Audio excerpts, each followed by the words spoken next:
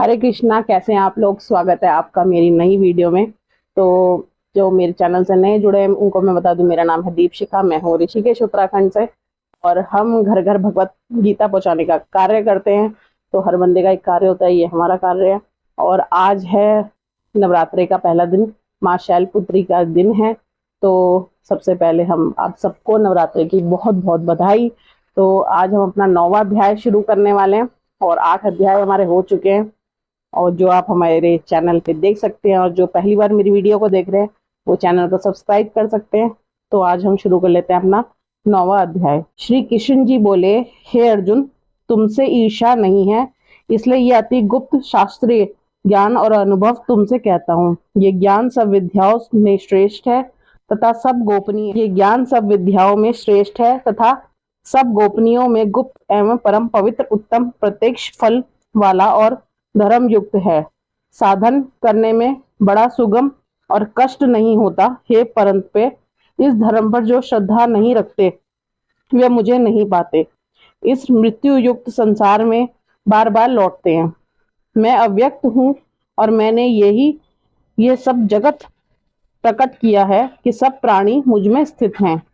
हे कौन्तेय, सभी जीवन कल्प के अंत में मेरी प्रकृति में आ मिलते हैं और कल्प के आरंभ में मैं उनको फिर उत्पन्न करता हूँ। अपनी प्रकृति के आश्रय लेकर उनके गुण व स्वभाव वाले समस्त भूत वर्ग को मैं बारंबार उत्पन्न करता हूँ। हे पार्थ, मेरे कर्म मुझे नहीं बांधते, क्योंकि मैं उदासीन की तरह इनमें आसक्त नहीं हूँ और स्थिर हूँ। मैं अध्यक्ष को होकर प्रकृति द्वारा चराचर जगत को उत्पन्न करता हूँ। हे पार्थ, इसी कारण ये जगत बनता बिगड़ता रहता है। मूर्ख लोग मेरे परम स्वरूप को नहीं जानते कि मैं समस्त चराचर का स्वामी हूँ। जो मुझको मनुष्य जानकर मेरी अवहेलना करते हैं उनकी आशा व्यर्थ है, कर्म निष्फल तथा ज्ञान निर्थक है। हे पार्थ, विवेक का जिन देवी प्रकृति में स्थित है वे मुझे सब संसार का आदि अविनाशी अनंत मन से भसते हैं। दृढ़ वृत्ति सदा मेरा यत्न पूर्वक संकीर्तन करते हैं, नमस्कार करते हैं और भक्ति पूर्वक उपासना करते हैं। कोई एकत्व से, कोई पृथक से और कोई मुझको अनेक रूप वाला मानकर उपासना करते हैं।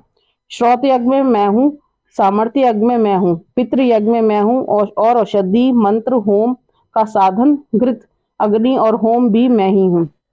इस जगत का माता पिता धारण करता पितामह जानकर योग्य पदार्थ ओमकार, त्रंगदेव, सामदेव और यजुर्वेद भी मैं ही हूँ। गति पालन करता प्रभु, साक्षी, निवास स्थान, रक्षक, मित्र, उत्पन्न करने वाला, सहारक, आधार, प्रलय स्थान और अविनाशी बीज मैं ही हूँ।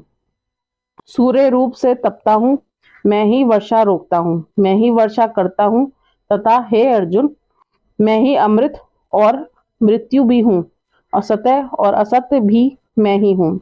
जो अन्य भाव में चिंतन करते हैं वे मेरी उपासना करते हैं, उन्हें नित्य योगियों के योगक्षेम अर्थात स्थान भोजन साधन से उनकी रक्षा करता हूँ। हे कौन्तेय, जो दूसरे देवताओं के भक्त हैं और श्रद्धा से उन्हें पूजते हैं वे मेरी ही पूजन करते हैं, परंतु ये पूजन विधि पूर्वक नहीं है। सब यज्ञों का भोक्ता और स्वामी जो मेरे इस व्रत को नहीं जानते हैं वे आगमन से नहीं छूटते।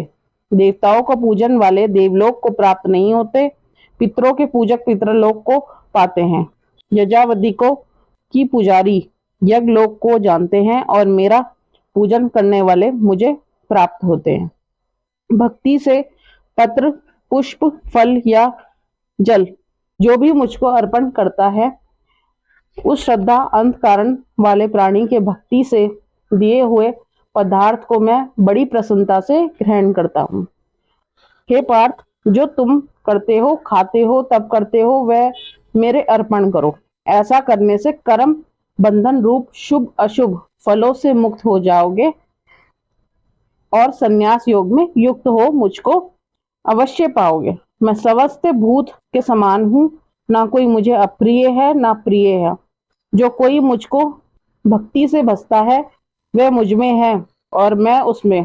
यदि कोई दुराचारी भी हो और अन्य भाव से मेरी भजन करे, उसको मैं साधु ही मानता हूँ, क्योंकि उसने उत्तम मार्ग ग्रहण किया है। वह शीघ्र ही धर्मात्मा होता है और चिरस्थायी शांति को प्राप्त है।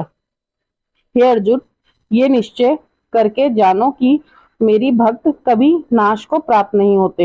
हे पार्थ, मेरा आश्रय पाकर नीच कुल में उत्पन्न स्त्रियां, वैश्य और शुद्ध भी उत्तम गति को पाते हैं। जो पुण्यवान भक्त राजश्री और ब्राह्मण हैं, उनको तो बात ही क्या है। अतः इस नाशवान और दुख भरे संसार में जन्म पाकर तुम मेरे ही भजन करो, मुझ में ही मन लगाकर मेरी भक्त बन जाओ। फिर मुझे नमस्कार कर मुझ में लो लगाएं